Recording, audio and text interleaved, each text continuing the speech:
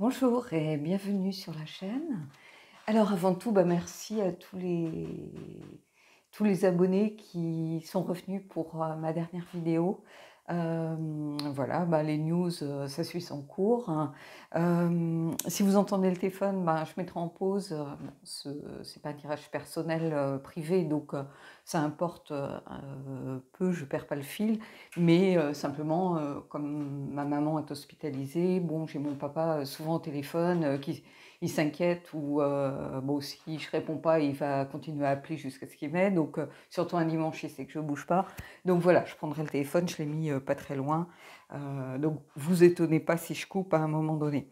Aujourd'hui, on va faire le tirage des énergies pour la semaine du 3 au 9 avril. On va voir ce que ça donne. Il y a longtemps que j'en ai pas fait. J'ai perdu un peu peut-être les réflexes, mais j'avais envie aussi de mettre de la distance avec ce que je faisais avant pour essayer de proposer quelque chose peut-être de différent ou d'enrichi, ou on va voir comment ça se passe. Alors je commence toujours avec l'oracle de la terre sacrée, hein, pour donner une tendance un petit peu générale, mais après on va aller vraiment dans le tarot, dans les oracles. Donc comme d'habitude, il y aura une partie un peu générale et une autre plus sentimentale. Hein, donc, allez vers ce qui vous parle, hein, et ce qui vous intéresse. Donc, voilà. Allez, on y va.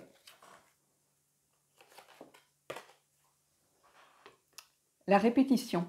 Alors là, c'est une carte intéressante parce que ça marque souvent une notion de cycle, évidemment, mais aussi la répétition de certains schémas que l'on peut retrouver dans ses relations, qu'elles soient professionnelles, hein, ça peut être l'auto-sabotage, ça peut être plein de choses, ça peut être le fait de ne pas savoir s'affirmer dans une entreprise ou défendre ses idées. Voilà, la répétition de schémas qu'on a mis en place depuis très longtemps, ou de cycles aussi, hein, des choses qui reviennent.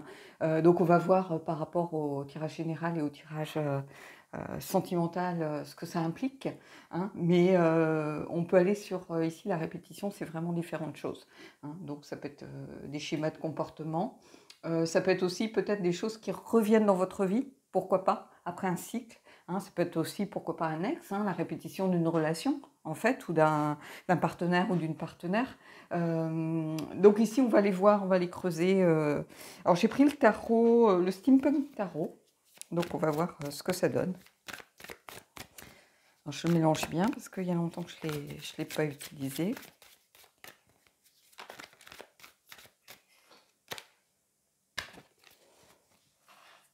Et puis je vais faire un peu différemment. Je vais prendre les premières cartes. Alors, on a les amoureux, le roi de denier, l'ermite,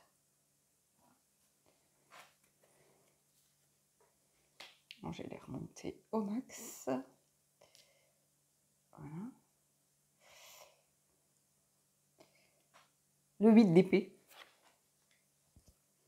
et le 5 de coupe. Donc ici, j'ai l'impression qu'il y a pas mal de... alors je ne vais pas rentrer dans la symbolique de chaque carte, hein. Je vais faire un tirage un peu plus intuitif que ce que je fais d'habitude, où j'essaye aussi de vous expliquer un peu les cartes une par une et tout ça. Là, je vais aller plutôt vers quelque chose de général, oui, d'intuitif en fait, hein. Donc ici, ce que je remarque, c'est déjà, les amoureux, c'est pour moi l'idée de choix. Ici, on n'est pas dans le tirage sentimental. L'idée de devoir faire un choix, mais un choix pratique, un choix mûrement réfléchi, un choix terre à terre. Sans doute après une période peut-être de réflexion profonde, le roi de denier vient apporter son expérience, hein. C'est un homme de terrain, le roi de denier, hein. Sa femme, c'est quelqu'un avec l'esprit pratique, le côté terre, qui a les pieds sur terre. Et le roi de denier, c'est un peu ça. Donc après une période de réflexion, j'ai l'impression qu'un choix va s'annoncer pour vous, peut-être professionnellement, ou un choix à faire par rapport à votre vie familiale, hein. Ça peut être par rapport à des enfants, par rapport à des parents, une situation peut-être qui a été un petit peu difficile ou mal vécue, mal perçue jusqu'à maintenant. Parce que vous voyez ici, on a le 8 d'épée, hein. Donc c'est un peu les croyances limitantes, se retrouver un petit peu, comment je pourrais vous dire ça, être un peu dans le déni, hein. Ça peut être ça, c'est-à-dire que on refuse d'avancer, bon, on n'est pas dans une situation forcément confortable, mais on a quand même peur de ce que l'avenir peut réserver, hein. Et ici, vous voyez, on a le 5 de coupe. Le 5 de coupe, c'est vraiment les regrets, hein, l'isolement, faire le deuil de quelque chose ou de quelqu'un. Donc j'ai l'impression qu'il y a une situation très difficile qui est derrière vous, qui est en dessous maintenant, hein. Ces cartes-là ont pris le dessus. Mais ici, oui, en fait, il y a un petit peu de... Il y a du regret, peut-être de la nostalgie par rapport à peut-être un statut, une situation, ou peut-être une perte financière aussi, une rétrogradation, quelque chose qui a été difficile à vivre. Et finalement, peut-être que vous avez besoin de trancher dans quelque chose, hein, de ne plus être dans le déni, de regarder les choses en face. Peut-être que tout simplement, vous ne vous sentez pas bien dans votre travail actuel, hein, et après vraiment mûre réflexion, vous avez besoin euh, de regarder tout ça de façon, regarder le côté pratique. Peut-être qu'il y avait un côté affectif, hein, quand on est depuis très longtemps avec des collègues dans une entreprise, on y est attaché, on connaît parfaitement les rouages, on a du mal à couper. Et j'ai l'impression que ici, du coup, la répétition, c'est peut-être justement couper court à tout ce qui est du domaine des schémas qui se reproduisent. Peut-être que ça fait déjà un moment que vous ne vous sentez pas bien dans votre travail, par exemple. J'ai l'impression qu'il y a quelque chose de lié au travail. Je ne sais pas pourquoi. Ici, on voit quelqu'un qui travaille.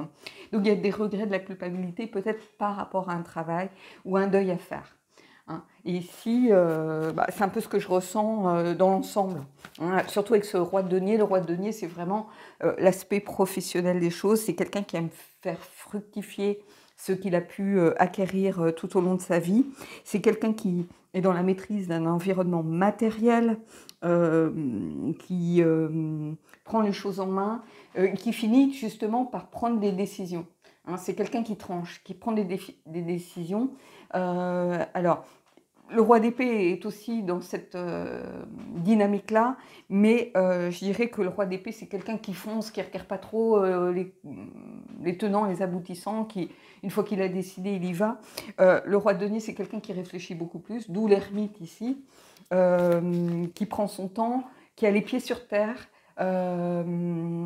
donc qui ne se laisse pas forcément influencer par les émotions, par tout ce qui est du domaine de l'affect. Il est beaucoup plus dans le côté pratique des choses. Et là, il y a un moment, j'ai l'impression que peut-être que vous n'en pouvez plus et que la répétition, oui, mais c'est aussi peut-être changer de cycle pour aller vers un nouveau cycle qui va débuter, donc la répétition d'un nouveau cycle, mais qui va être sur une ligne un peu différente, hein, qui va vous permettre d'évoluer. Allez, on continue, on va aller voir, je vais continuer à mettre des cartes, hein. On va peut-être aller voir justement comment on peut sortir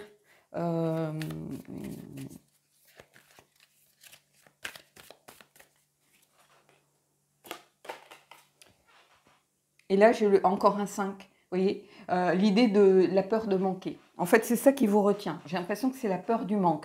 Peut-être que vous allez perdre au niveau financier, hein. Peut-être que quand on démissionne, évidemment, le chômage, voilà, ça devient compliqué, hein. Mais j'ai l'impression que c'est un mal pour un bien, pour beaucoup d'entre vous, hein. Je continue à prendre des cartes, mais j'ai vraiment l'impression que c'est un mal pour un bien ici, parce qu'il y a la peur du manque, hein, donc la peur du manque. Alors peut-être qu'il va falloir apprendre à préparer le terrain, c'est-à-dire de ne pas forcément démissionner sur un coup de tête, mais avant de démissionner, prendre un peu sur soi, hein, parce qu'on a cette idée aussi d'être un peu dans le déni ou de ne pas vouloir pour l'instant sortir de sa zone un petit peu de protection, hein. Donc évidemment, il faut aussi préparer sa sortie, c'est-à-dire commencer peut-être à chercher est-ce que je fais une formation? Est-ce que j'ai envie d'aller à la concurrence? Est-ce que je peux un petit peu réamorcer peut-être mon réseau, mes contacts pour voir comment je pourrais rebondir? Vous voyez, il y a un peu cette idée-là ici.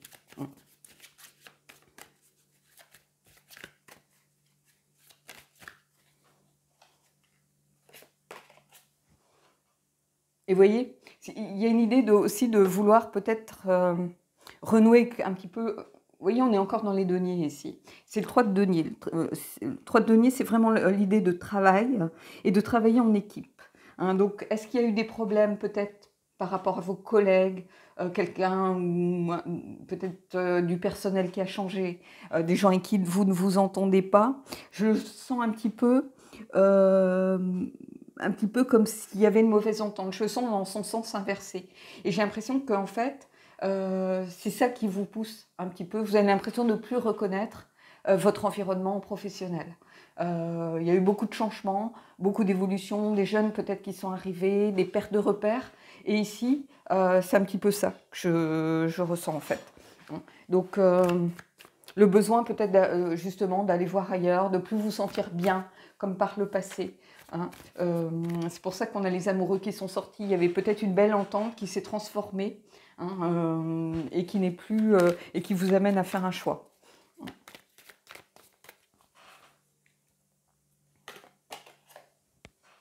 Et vous voyez, on a le 3 de bâton, le besoin de partir à la conquête d'autre chose, de faire des projets, de renouer avec soi aussi, de se reconquérir soi-même, d'apprendre à, comment je peux vous dire ça, à se développer, à prendre les choses pour soi, à faire des choses pour soi et repartir à la conquête de soi, tout simplement. Donc c'est ça qui va être, pour certains, le but de la semaine. Donc vraiment tirage professionnel ici, avec la répétition. Cette répétition, justement, j'ai l'impression qu'en fait, ici, c'est plus une mise en garde. Attention, ne retombez pas dans vos travers.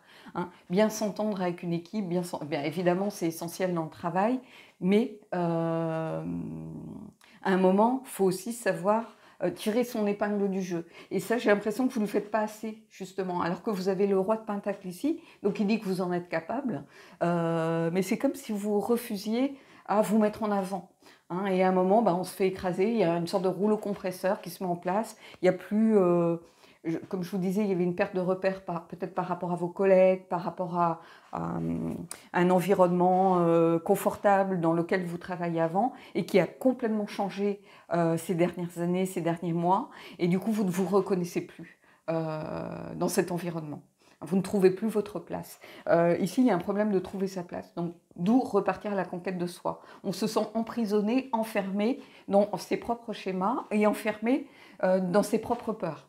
Hein. Et ici, il y a vraiment le besoin de faire le deuil de tout ça, de cette ancienne équipe, de cette ancienne façon de travailler pour aller vers autre chose. Donc, bien sûr, il y a la peur du manque financier si on démissionne, mais il ne faut pas démissionner comme ça, je pars sur un coup de tête. Non, quand on a dans l'idée de démissionner, il faut essayer de préparer au maximum sa sortie. Donc ici, il y a ça, repartir à la conquête du monde professionnel, mais avant tout, repartir aussi à la conquête de soi-même. Hein. Retrouver ses valeurs, retrouver ses propres marqueurs.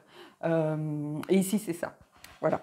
Allez, je vais tirer 3 cartes ou 2 cartes, je vais voir, des portes de l'intuition pour avoir par rapport à ce tirage, avoir des petites infos complémentaires. Hein. Et puis, on passera après au tirage sentimental. Alors, je vais peut-être ramasser les cartes parce que ça va être un peu fouillis. Hop, je les remets dans l'ordre. Et puis, on va aller prendre les portes de l'intuition.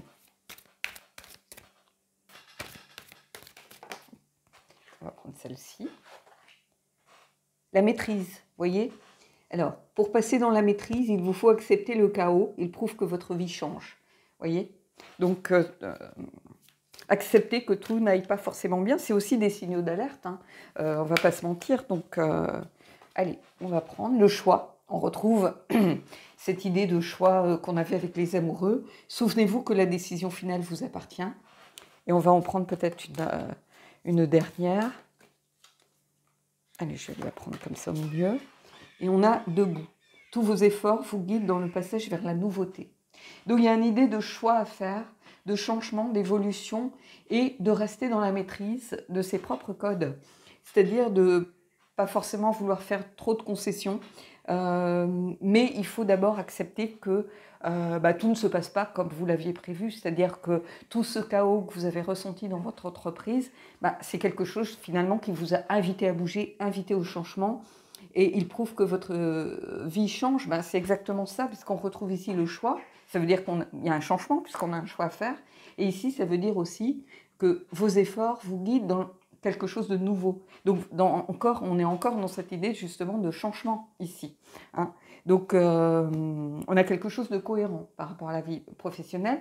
Et la répétition, c'est peut-être plus une mise en garde de attention, de ne pas retomber aussi dans vos schémas, dans vos peurs, de répéter des choses négatives parce que vous vous sous-estimez, parce que vous avez des blocages, parce que peu importe, essayez d'éviter cette répétition. Il y a un nouveau cycle qui s'annonce que l'on voit ici, hein, c'est le changement. Donc ça, voilà, c'est normal. Mais ce changement doit éviter de répéter continuellement les mêmes schémas. Donc ici, on a quelque chose de très cohérent au niveau général, professionnel, on va dire. Allez, on va passer au tirage sentimental. On va voir un petit peu ce qui se passe. Alors, j'ai fait une coupure, mais simplement parce que ça me permet de sauvegarder surtout et pas me retrouver comme certaines fois où quelqu'un m'appelait et hop, tout disparaissait. Donc, on va voir ce qu'il en est. J'ai pris le petit Lenormand. J'ai aussi un tarot, donc bon, on va voir hein, comment ça se passe. On garde cette idée de répétition en tête, évidemment. Hein. Même chose, ne pas retomber forcément dans ces travers et ces schémas mentaux, peut-être de l'auto-sabotage, le fait d'être en codépendance, le fait de faire des choix qui ne sont pas forcément les choix les meilleurs pour vous. D'être attiré par des personnes qui sont un peu toujours sur le même modèle, alors que vous savez très bien que ce ne sont pas des personnes pour vous. Excusez-moi.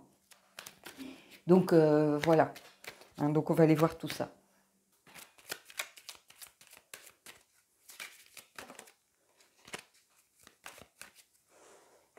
Hop, on va regarder les coupes. L'encre et le bateau. Deux choses un peu antinomiques. Mais peut-être le besoin de quitter un peu ses certitudes, son ancrage, sa zone de confort, pour essayer d'aller vers de nouveaux horizons. C'est-à-dire vous ouvrir à autre chose. Ici, c'est un petit peu ça que je ressens. Allez, on va continuer. On va prendre plusieurs cartes. Donc, on va les prendre comme ça. Donc, l'amour, déjà. L'espérance. La chance.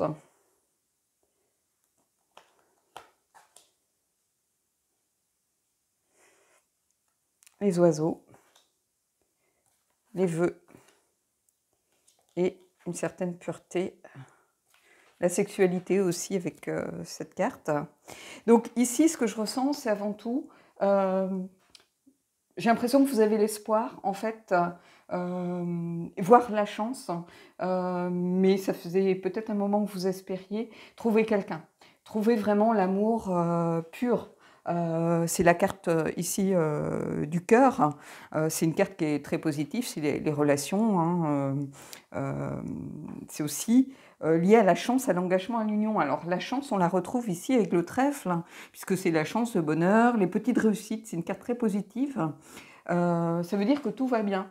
Donc, si vous aviez des craintes par rapport peut-être à un engagement, vous faisiez des vœux pour que ce soit la bonne personne, par exemple. J'ai l'impression que ça s'adresse plutôt à des gens qui ont déjà rencontré quelqu'un, qui ont déjà quelqu'un dans le cœur, du moins, ici avec cette carte, hein, et qui espéraient que ce soit enfin la bonne personne, que ce soit enfin la fin peut-être des schémas toxiques. Hein, et j'ai l'impression que ça y est, c'est arrivé, cette carte à côté de l'étoile surtout, ça veut dire tout va bien. Hein. Et tout va bien au niveau peut-être sensualité, sexualité, correspondance et puis aussi sincérité des sentiments. Hein, puisque c'est cette carte-ci, elle est synonyme de pureté, c'est la loyauté, c'est l'honnêteté, hein, en étant aussi la sexualité. Donc il y a quelque chose de lié au couple finalement, hein, au fait d'avoir trouvé la bonne personne. Hein. Ça, c'était un vœu que vous faisiez depuis très longtemps. Hein. Et ici, alors cette carte des oiseaux, pour moi, c'est vraiment la carte de la communication verbale, des discussions, du bavardage. Ça peut être aussi les ragots, par exemple, dans un sens un peu négatif. Mais j'ai l'impression qu'il y a une idée de communication, c'est aussi la carte, à l'heure actuelle, des réseaux sociaux. Alors, c'est peut-être quelqu'un que vous avez rencontré à travers les réseaux et que vous espériez que ça fonctionne. Hein, parce qu'on sait bien que les rencontres 2.0, on a souvent des gens qui sont à la recherche plutôt d'aventure. Souvent, ça peut être des personnes qui sont déjà en couple et qui veulent simplement des aventures, qui veulent se prouver qu'elles peuvent plaire, qui ont besoin de se réassurer dans des relations un peu extra-conjugales, par exemple, hein, qui ont envie de s'amuser. Et quand vous faites une sorte de rapport un peu d'équilibre, bah, vous allez peut-être avoir 30%, 20%, et encore, moi je suis jamais allée sur les applis de rencontre, donc je sais pas trop, mais tout ce que mes amis ou m'en disent, c'est qu'ils tombent beaucoup sur des gens qui sont pas du tout dans la sincérité ou dans la recherche d'une vraie relation, hein. Et ici, vous aviez espéré vraiment de toutes vos forces de réussir, je pense, à aller vers quelque chose de vraiment de sincère. Vous en avez marre des aventures sans lendemain, que vous soyez un homme ou une femme, que vous cherchiez un homme ou une femme, peu importe. J'ai l'impression que, d'ailleurs, vous commencez par le cœur. Donc ici, il y a quelque chose de très positif. Ici, vous avez l'étoile, vous avez le puits. Le puits, c'est vraiment on jette de l'argent dans un puits souvent pour faire des vœux.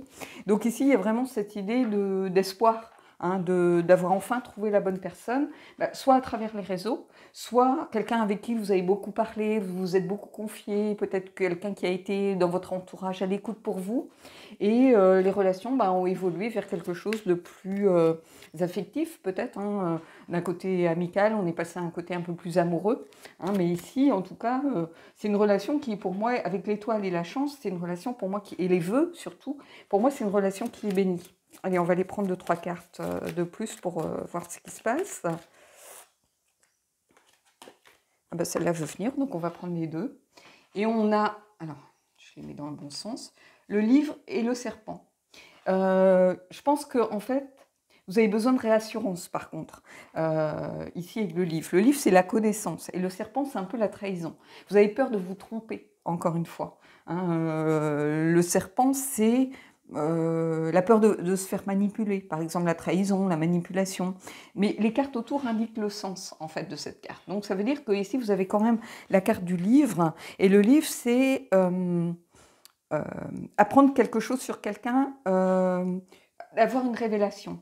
Donc vous avez peur, en fait, que sans doute cette personne révèle des travers ou vous trahisse, ou vous avez toujours cette crainte d'être un peu comme dans vos relations peut-être précédentes, de vous sentir un peu manipulé. Ça peut être manipulé, ça peut être une surprotection, par exemple, hein. Quelqu'un qui est constamment sur votre dos, vous demande tout le temps est-ce que ça va, nanana, l'impression d'être tout le temps surprotégé, comme si vous étiez traité un peu comme un enfant. Et ici, vous avez peur de retomber un petit peu là-dedans. Or, le livre, c'est vraiment... c'est une carte qui est assez neutre, hein, qui dépend aussi des cartes autour, mais vous avez besoin de réassurance, vous voyez, par rapport à votre couple, et puis par rapport à cette chance qui vous est apportée, qui vous semble peut-être trop belle. J'ai l'impression que vous n'avez pas eu une vie forcément très facile, et justement, cette chance, vous avez un peu de mal à y croire. Ici, vous avez peur d'être trahi. Allez, on va prendre 2 autres cartes. Il y en a une qui tombe. C'est la carte des cigognes. C'est la carte 17. Donc, ça indique souvent un changement positif, les cigognes, hein. C'est la carte qui apporte toujours une amélioration, qui apporte aussi des nouvelles, mais qui apporte une amélioration.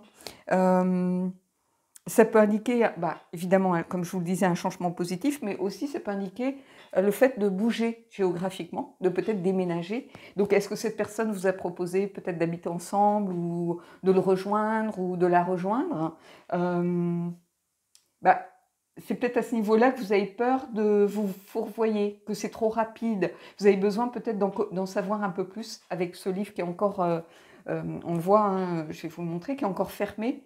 Donc vous avez besoin peut-être d'ouvrir ce livre pour savoir un petit peu ce qui se passe en réalité, hein. Donc on va prendre une dernière carte et puis après on prendra peut-être des cartes oracles.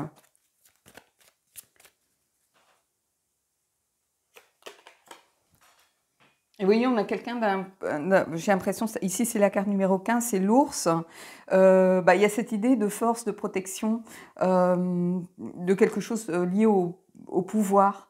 Ça peut être quelque chose qui est lié aussi aux finances. Donc peut-être ici quelqu'un qui en impose un petit peu, qui est peut-être pas du même milieu que vous.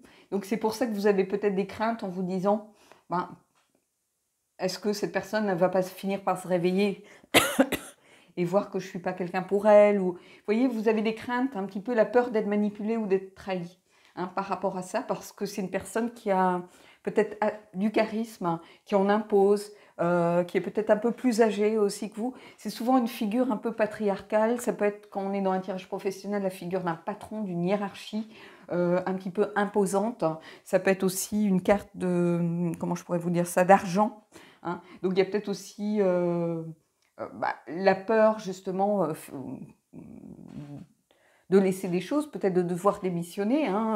Vous voyez, dans le tirage précédent, il y avait cette idée de devoir changer, bouger. Peut-être que les deux tirages étant toujours un petit peu liés par la force des choses, ici, c'est un peu ce que je ressens. Est-ce que, il n'y a pas aussi une peur de manquer à un moment financièrement, d'avoir une perte financière? Pourquoi pas, mais je ressens plutôt une présence forte. Quelqu'un qui est dans la protection et pas la surprotection.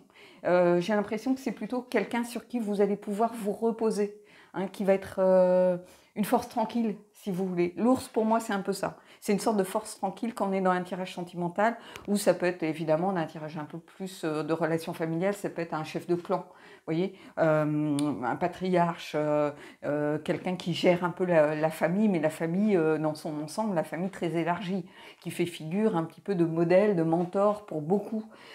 Ici, c'est un peu ça. Donc, c'est un beau tirage, mais on vous invite surtout à ne pas répéter les schémas. Et c'est pour ça que vous avez l'impression de sortir un petit peu de votre zone de confort, des sentiers battus, que c'est une personne peut-être vers qui vous ne seriez pas allé de façon naturelle. Et puis parce que j'ai l'impression qu'en fait, cet amour est né des discussions, c'est-à-dire de l'échange. Vous voyez, on a ces deux cartes qui sont côte à côte ici. Et là, y a une logique aussi. Mais ici, on a ces cartes qui sont côte à côte. Et donc, j'ai l'impression que cet amour, il est né de la discussion. Il est né des échanges, de la communication, peut-être des appels téléphoniques. Comme si vous aviez d'abord appris à vous connaître de façon un peu virtuelle avant de vous rencontrer vraiment. Et quand vous avez fait cette rencontre, que vous avez vu peut-être la personne, son charisme, sa force un peu tranquille, vous avez eu peur peut-être d'être manipulé à nouveau, que c'était pas quelqu'un pour vous, que ça allait impliquer comme si vous vous sous-estimiez par rapport à cette personne. Mais en fait, cette personne, elle vous a aussi choisi. Donc il ne faut pas se sous-estimer par rapport à ça. Donc voilà. Allez, on va aller prendre... je vais prendre des cartes peut-être du Queen of the Moon pour avoir un sentiment un peu général sur cette relation.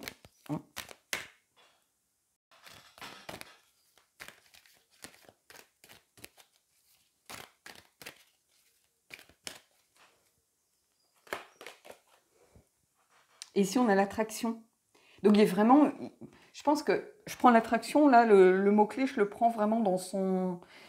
pas dans la loi de l'attraction, si vous voulez, voilà. Quoique, on pourrait, parce que, vous voyez, vous avez le vœu, vous avez l'étoile. Donc, il y a aussi cet espoir qui était sans doute en vous de rencontrer enfin quelqu'un qui soit bon pour vous, bien pour vous. Et à force d'être dans cette démarche, cette manifestation de vouloir attirer quelqu'un de bien, on finit par attirer quelqu'un de bien. On est dans une démarche qui est autre que l'attirance sexuelle ou vouloir s'amuser une soirée. On est dans quelque chose de différent. On est dans quelque chose que vous avez peut-être vraiment pensé, voulu, espéré du plus profond de votre cœur. Donc cette loi de l'attraction, on peut la faire marcher ici, mais il y a aussi le mot attraction qui me saute aux yeux en fait ici et qui marque vraiment cette attirance que vous avez l'un pour l'autre ou l'une pour l'autre, ou peu importe la configuration de votre couple. Il y a une vraie attirance qui va au-delà simplement de se plaire, c'est un bel homme ou c'est une belle femme ou peu importe. Il y a vraiment... L'attraction, pour moi, c'est beaucoup plus fort que l'attirance. C'est quelque chose auquel on a du mal à résister. L'attirance, on voit quelqu'un de beau dans la rue, on se dit, c'est une personne attirante, vraiment, voilà. Mais l'attraction, c'est quelque chose qui est un peu comme insurmontable, si vous voulez. On a du mal à lutter. Allez, je prends une autre carte. J'en ai une qui est tombée, pardon. C'est la création. c'est-à-dire recréer sa propre vie, tout simplement. Donc ici, il y a un beau message, hein, vraiment un message très fort. Tout en quittant, on débute un nouveau cycle avec quelqu'un de différent, mais en évitant les répétitions et les schémas. Allez, on va peut-être prendre une carte du chakra du cœur et on terminera le tirage là-dessus.